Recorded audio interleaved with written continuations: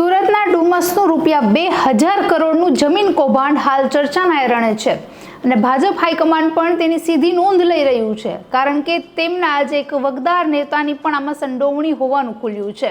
જો તેમના સંબંધો અંગે તપાસ કરવામાં આવશે તો ઘણા મહત્વના ચોંકાવનારા ખુલાસાઓ થઈ શકે છે। નમસ્કાર, ટકાટક મીડિયામાં આપની સાથે હું છું જાનવી।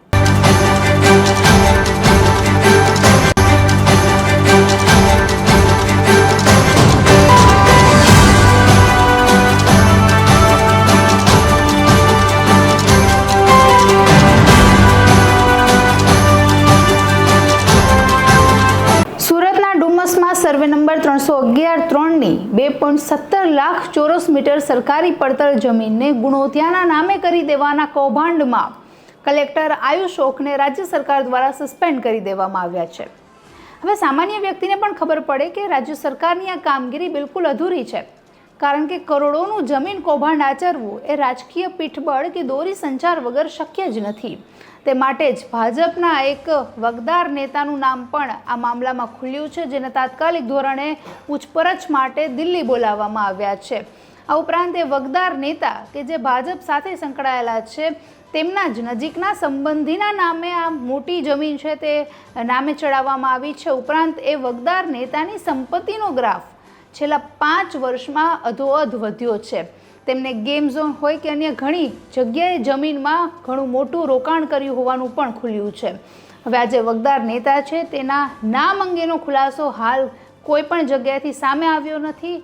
આમાં મૂળ કોનું છે, કોનો હાથ છે તે અંગેના પણ કોઈ પણ પ્રકારના ખુલાસાઓ થયા નથી।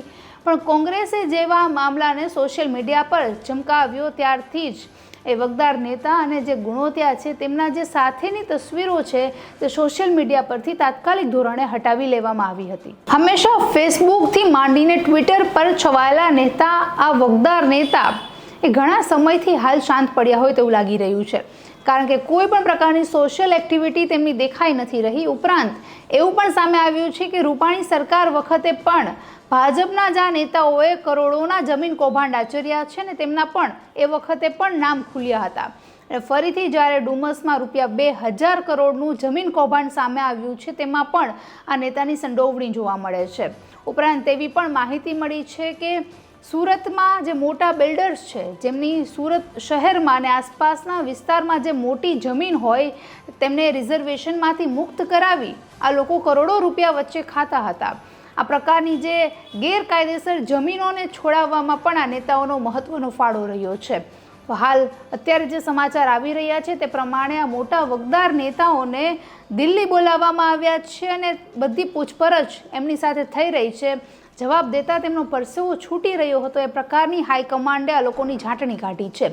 પણ આખો મામલો શું છે, મૂળમાં કોણ છે, જમીન કોના નામે કરાય છે એ અંગેની માહિતી હાલ મળી નથી। પણ ફક્ત એટલી માહિતી મળી છે કે જે નેતા છે તેમના નજીકના સંબંધીના નામે આ જમીન કરાવવામાં આવી છે। પણ જો સંપૂર્ણ પૂછપરછ કરાવવામાં આવશે તો આ અંગે હજુ મોટા ખુલાસાઓ થઈ શકે તેવી પૂરી શક્યતા દેખાઈ રહી છે। નમસ્કાર।